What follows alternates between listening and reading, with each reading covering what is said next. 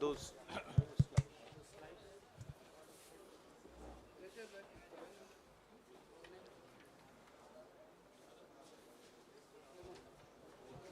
Who else? Yeah, yeah. नमस्कार साथियों, इस विशेष प्रेस वार्ता में आप सभी का स्वागत है। एक अत्यंत महत्वपूर्ण मुद्दे पर अभी राहुल जी आपको संबोधित करेंगे। Rahul ji. Are they going to put this stuff up here? Srivatsa? Are you putting this up here? नमस्कार, कैसे हैं? आप थोड़े शेल शॉक्ड लग रहे हो। ये कांग्रेस पार्टी ने क्या कर दिया, कैसे कर दिया? हाँ, अच्छा इसी के कारण है ये। अच्छा अच्छा, ज्यादा लोग आ गए। Okay okay. नहीं देखिए, आज हम बड़ी इंपॉर्टेंट चीज के बारे में आपको कहना चाहते हैं। पहली बार हमने नोट किया कि चुनाव के समय प्रधानमंत्री ने, होम मिनिस्टर ने और फाइनेंस मिनिस्टर ने स्टॉक मार्केट पर टिप्पणी दी। प्रधानमंत्री ने 2-3 बार, 4 बार देश को कहा कि स्टॉक मार्केट तेजी से आगे बढ़ने जा रही है। होम मिनिस्टर ने सीधा कहा कि 4 जून को स्टॉक मार्केट आसमान में जाएगी, लोगों को खरीदना चाहिए। और यही मैसेज फाइनेंस मिनिस्टर ने दिया। फर्स्ट, ये आज थोड़ा हम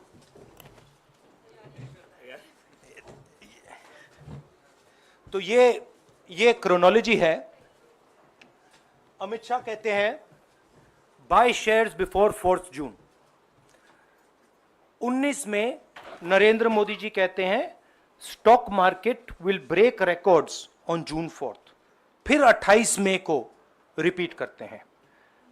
1 जून मीडिया झूठे एग्जिट पोल रिलीज करती है। बीजेपी का ऑफिशियल जो इंटरनल सर्वे था वो उनको 220 सीट दे रहा था। तो ये इंफॉर्मेशन बीजेपी के लीडर्स के पास था। इंटेलिजेंस एजेंसीज ने 200 और 220 के बीच में सरकार को बताया था कि उनकी सीट्स आ रही हैं। 3 जून को स्टॉक मार्केट सारे रिकॉर्ड तोड़ देता है और 4 जून को खटाक से स्टॉक मार्केट अंडरग्राउंड चला जाता है। अगला स्लाइड दिखाइए जरा। ये देखिए, 31 मई massive stock activity, more than double what was there on 30th, more than double what was there on 29, 28। ये अनोमली देखिए। ये कौन लोग हैं? ये वो लोग हैं जो जानते हैं कि कोई ना कोई घपला हो रहा है। हजारों करोड़ रुपए यहां पे इन्वेस्ट हुए हैं, फॉरेन इन्वेस्टर्स ने इन्वेस्ट किए हैं। और उसके बाद 30 लाख करोड़ रुपए का लॉस होता है। किसका लॉस होता है? रिटेल इन्वेस्टर्स का लॉस होता है। तो ये जो आप देख रहे हैं, हिंदुस्तान की स्टॉक मार्केट की हिस्ट्री का सबसे बड़ा स्कैम है। और इसके बारे में हम कुछ सवाल पूछना चाहते हैं। पहला सवाल, why did PM and HM give specific investment advice to the 5 crore families investing in the stock market? Is it their job to give investment advice? Second, why both interviews were given to the same media house owned by the same business group, which is also under SEBI investigation for manipulating stock market. Third, what is the connection between the BJP, the fake exit pollsters, and the dubious foreign investors who invested one day before the exit polls were announced and made a huge profit at the cost of 5 crore families? We demand a JPC into this. We are absolutely convinced that this is a scam. Somebody has made thousands of crores of rupees at the cost of Indian retail investors, and the Prime Minister and the Home Minister have given an indication to buy. And this is a criminal act. So we demand today a joint parliamentary committee to investigate this. मैं हिंदी में बोल देता हूं, प्रधानमंत्री ने देश की जनता को इन्वेस्टमेंट एडवाइस क्यों दी, और 5 करोड़ परिवारों को जो इन्वेस्ट करते हैं उनको प्रधानमंत्री ने, होम मिनिस्टर ने स्टॉक खरीदने का आदेश क्यों दिया? दूसरा, दोनों इंटरव्यूज जो किए गए थे वो अदानी जी के जो चैनल्स हैं उनको दिए गए थे, उन पर सेबी का इन्वेस्टिगेशन हो रहा है, तो उन चैनल्स का क्या रोल है?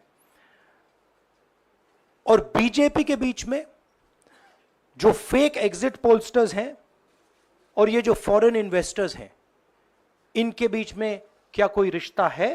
और अगर रिश्ता है तो क्या है? हम जेपीसी चाहते हैं, हम इन्वेस्टिगेशन चाहते हैं, और देश इसकी सच्चाई जानना चाहता है। धन्यवाद। शुक्रिया राहुल जी। साथियों, अभी अभी राहुल जी ने आपको स्पष्ट तरीके से क्रोनोलॉजी समझ लिया है।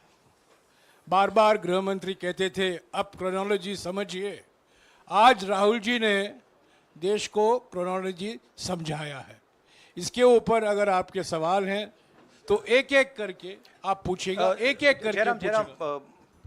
I haven't said the chronology in English, so I'll say the chronology in English. 13th May 2024, the Home Minister says, buy shares before 4th of June. This is a clear indication to retail investors and others to buy stock. 19th May, for the first time, and then repeatedly until the 28th May, the Prime Minister says that the stock market is going to break records on 4th June. Finally, on 1st June, completely fictitious exit polls are released.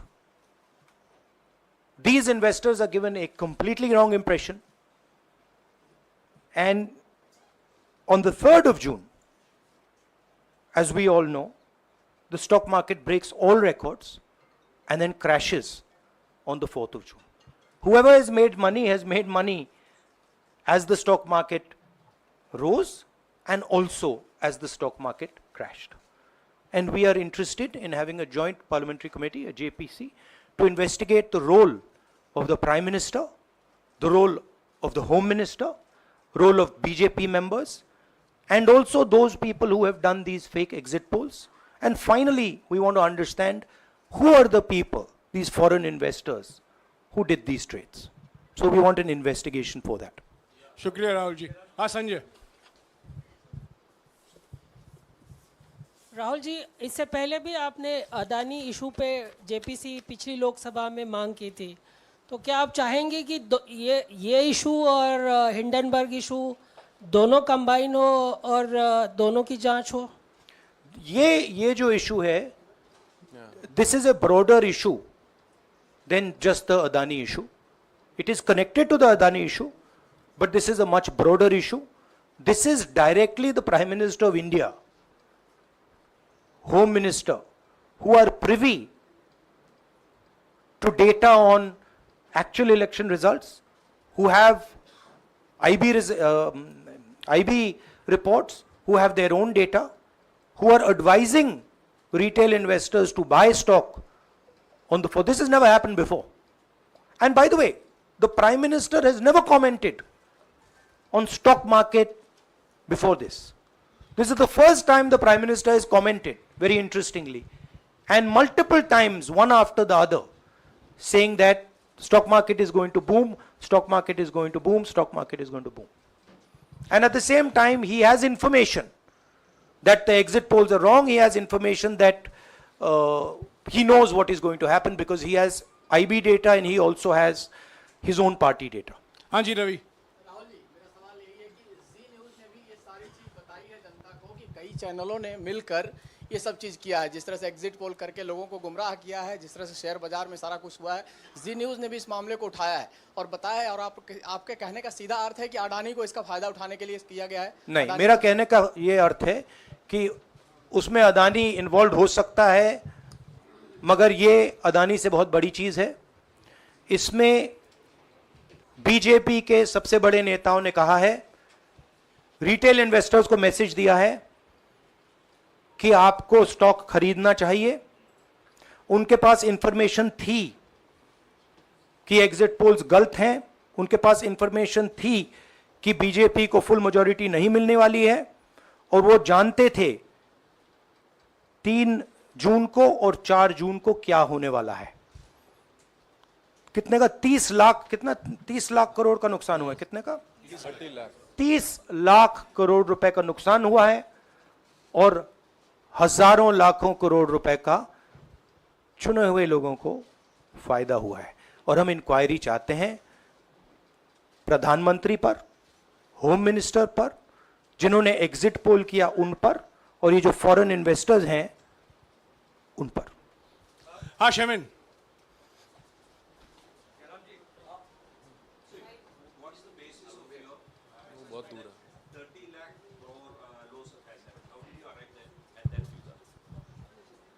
Do you want to explain it? This is based on the value, market value of all the companies the day before the results came, and the market value of the stock market of all the companies at the end of the day on results. हाँ संजीव, एक minute Sanjeev. Rahul ji, you've talked about, are you alleging the involvement of the Prime Minister and the Home Minister? Yes. And whose money is it? Yes, Are you that, saying that it is what I their am money? saying. I am saying that people very high up in the BJP have carried out this scam. I am saying they had partners who carried out these exit polls. We would like to know if these exit polls were actually carried out, if people were actually sent out. And we'd also like to know the methodology of these polls. We'd like to understand who these investors are. We have some sense of who these investors are. So we are not just speaking out of the air. We are confident that if an investigation is done, interesting things will be revealed. And we think the Prime Minister and Home Minister are directly involved in this. हाँ Siddharth. Companies की भी आपको लगता है जांच होनी चाहिए जिनके शेयर बहुत अप गए, जिनके सबसे ज्यादा शेयर खरीदे गए और जिनके शेयर उसके बाद में बीच में बेचे भी गए, तो उन कंपनीज का भी को भी इस दायरे में आना चाहिए, आपको लगता है? हमारा कहना है कि यहाँ पे बड़ा क्लियर है कि स्कैम हुआ है। प्रधानमंत्री ने डायरेक्टली कहा है, होम मिनिस्टर ने डायरेक्टली कहा है, इंडिकेट किया है जनता को कि स्टॉक मार्केट ऊपर जाएगी। होम मिनिस्टर ने तो साफ कह दिया कि खरीदना चाहिए। और जब प्राइम मिनिस्टर और होम मिनिस्टर और फाइनेंस मिनिस्टर ऐसी बात करते हैं तो उसका रिएक्शन आता है, लोग उसको बिलीव करते हैं। तो बिल्कुल क्लियर है कि इन 3 लोगों ने कहा है। यह भी क्लियर है कि इनको मालूम था कि रिजल्ट 400 का नहीं है, 300 का भी नहीं है। तो ये हम पता लगाना चाहते हैं, उसमें आप जो कह रहे हो वो भी शामिल है। राहुल जी, ब्रह्म प्रकाश दुबे, इंडिया डेली लाइफ से। मेरा सवाल यह है कि जो आपने बताया है इतना बड़ा स्कैम है, पहले भी आपने कई मामले उठाए हैं, जेपीसी की मांग पहले नहीं मांगी गई है, तो क्या आपने कहा ये आपराधिक मामला है, क्या कोर्ट में जाएंगे या पुलिस में शिकायत दर्ज करेंगे, क्योंकि आप कह रहे हैं बहुत बड़ा घोटाला है ये? नहीं भैया, मैंने अभी आपको शिकायत दर्ज करेंगे क्योंकि आप कह रहे हैं बहुत बड़ा घोटाला है ये? नहीं भैया, मैंने अभी आपको बोला हम जेपीसी डिमांड कर रहे हैं, इन्वेस्टिगेशन डिमांड अगर कर रहे नहीं हैं। मांगते तो पुलिस में, कोर्ट में जाएंगे? जो भी करना है करेंगे, बट हम आपको ये इन्फॉर्मेशन दे रहे हैं कि ये जो हुआ है ये नॉर्मल चीज नहीं है। इसमें प्रधानमंत्री ने इंडिकेशन दिया है, होम मिनिस्टर ने इंडिकेशन दिया है, फाइनेंस मिनिस्टर ने इंडिकेशन दिया है, अदानी जी के चैनल्स के थ्रू इंटरव्यूज किए हैं, और फाइनली लोगों ने इन्वेस्ट किया है, लोगों ने फाइनेंशियल एक्शन लिया है, कंपनीज ने शेयर खरीदे हैं। इसी विषय पर एक मिनट इसी विषय पर, इस स्टॉक मार्केट घोटाले पर ही हम सवाल ले रहे हैं। मौसमी, इसी विषय पर कीजिएगा बस। एक मिनट, आ रहा हूँ यार, एक मिनट। राहुल जी, एक करके आ रहा हूँ यार। राहुल जी, हम लोग ने पहले भी देखा है कि आप लोग ने कई बारी जब सेशन होता है तो सत्ता पक्ष और विपक्ष आमने सामने होता है, जेपीसी की मांग होती है और सेशन पे सेशन वॉश आउट हो जाते हैं और जनता का पैसा वेस्ट होता है। तो क्या आपको ये तो लगता है बीजेपी की लाइन है। तो क्या नहीं, मतलब जनता का पैसा के सेशन वाटर आप ऐसी टी शर्ट ले लो ना एक, मैं आपको दे दूंगा, जरूरत नहीं है। उनका वो सिंबल दे दूंगा आपको, ये राहुल उनकी जी, लाइन है। सवाल आपको पसंद नहीं आए वो अलग बात है, पर आपको किसी नहीं, के सवाल इस मुझे तरह बहुत से पसंद आ रहा है। इस तरह से उंगली उठाने की जरूरत नहीं है। आप चेक बहुत अच्छा लग रहा है, बोलिए। बीजेपी का बैच पहनने की आप जरूरत सवाल नहीं। पूछे ना, सवाल नहीं, आपको भी जयराम साहब ये बोलना चाहिए, नहीं, सवाल गलत पूछिए। बात है। सवाल पूछे। मेरा बस ये सवाल था कि जेपीसी की मांग पे कई बारी कामकाज ठप हो जाता है, तो क्या आपको लगता है कोई और भी राह आप लोग सड़क की राह इख्तियार कर सकते हैं, क्योंकि ये आम आदमी का पैसा है? हम जनता को एक रियलिटी बता रहे हैं कि यहाँ पे क्लियरली एक स्कैम हुआ है। यहाँ पे प्राइम मिनिस्टर ने इंडिकेट किया है, यहाँ पे होम मिनिस्टर ने इंडिकेट किया है, यहाँ पे फाइनेंस मिनिस्टर ने इंडिकेट किया है। नॉर्मली बीजेपी की ये पोजीशन होती है कि जब भी हम कोई मुद्दा उठाते हैं तो हम पार्लियामेंट का टाइम वेस्ट कर रहे हैं।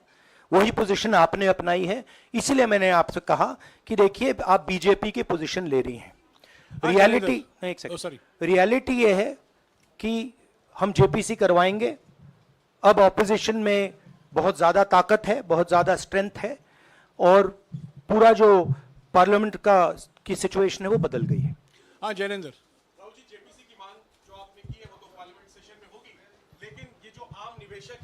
देश भर के जिनका 30 लाख करोड़ डूबा है, उनमें कर्नाटक के, तेलंगाना के, हिमाचल के भी लोग होंगे। तीनों राज्यों में आपकी सरकार है, क्या राज्य की जो जांच एजेंसी है उसके जरिए आप जो उन राज्यों के निवेशकों का कम से कम पैसा डूबा है, ये जो आप पूरे नेक्सस की बात आप कर रहे हैं, गुमराह करने की बात कर रहे हैं, क्या वहां से कोई कार्रवाई की हम उम्मीद कर सकते हैं? सोचा जा सकता है, बट ऐसी चीज के लिए शायद जेपीसी सही औजार होगा। हाँ Ranjita, last question, Ranjita, okay, Mohit is asked, Ranjita यार आप पूछते रहे। मोहित चलो। आपको ऐसे सर मैं is upset with me. Sir मैं मोहित, आपने चमत्कार किया, पूछ लीजिए। सर मैं मोहित हूँ, न्यूज नेशन से। नहीं जानता सर लगातार पिछले घोटालों में भी आपने जेपीसी की बात की थी, आपने हर जांच की बात की, और ये एक बड़ा घोटाला सामने आया, इसमें भी आप जेपीसी की मांग कर रहे हैं। कितनी उम्मीद है कि लोग जेपीसी की ये लागू करेंगे? आपको क्या लगता है कि ये जेपीसी लागू करने वाले, अगर नहीं करेंगे फिर क्या करेंगे आप लोग? नहीं, हम प्रेशर लगाएंगे, डालेंगे, बट मुझे लगता है कि जो पहले राजनीतिक सिचुएशन थी, जिस इम्प्यूनिटी के साथ प्रधानमंत्री पहले काम करते थे, मुझे लगता है वो अब खत्म हो गया है, तो दूसरा नतीजा आएगा। राहुल जी, ये आखिरी है क्या, और दो लेंगे? ये आखिरी है, आखिरी नहीं, आखिरी हो गया, इन्होंने कह दिया आखिरी। ओके रंजीता।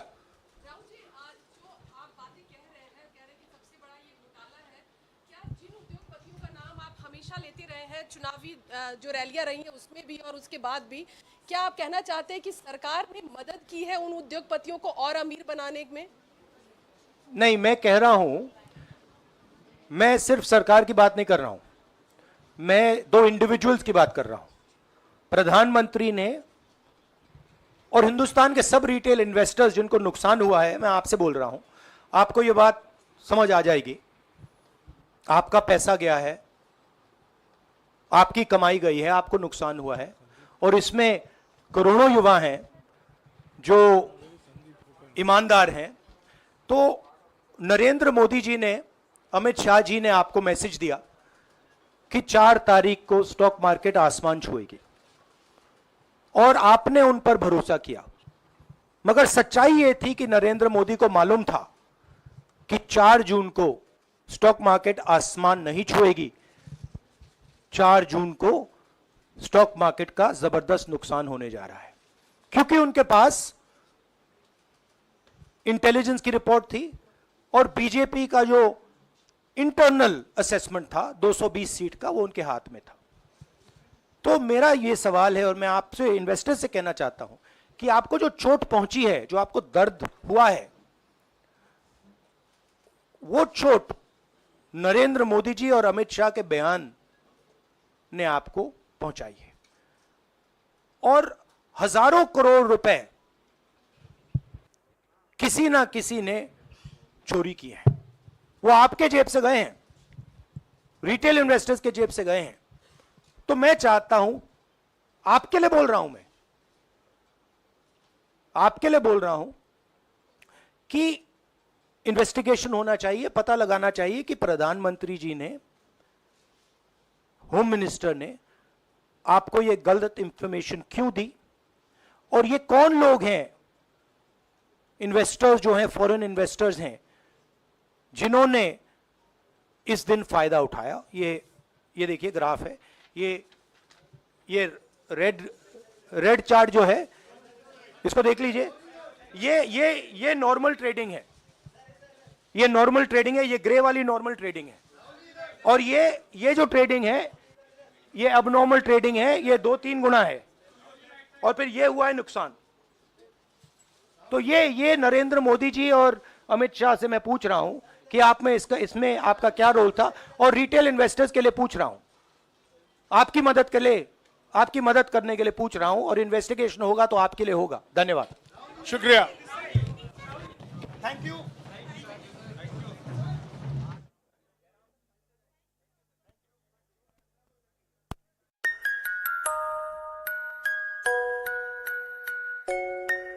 ऐसे ही और ताज़ा तरीन खबरों के लिए देखते रहिए आजकल वेब टीवी।